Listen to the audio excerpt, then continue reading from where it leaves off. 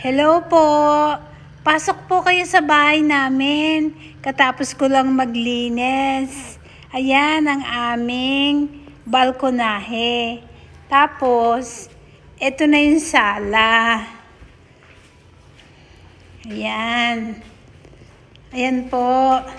Tapos, dito ang aming dining. Tapos, ayan ang aming little kitchen. Ayan po. Tapos, ayan ang master's bedroom. Tapos, ito yung other room. Yan po. Bale, bakante po siya pag may bisita lang, kaya nagagamit. Yan po. Tapos, punta tayo dito sa washroom. Ayan po ang aming washroom. Ayan po. Tapos, punta tayo sa dirty kitchen. Ayan po. Dito kami nagluluto, nagugas ng pinggan.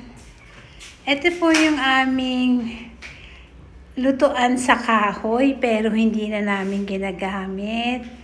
Ayan po yung labas ng kusina namin. Ayan. Dito po ako nagagayat.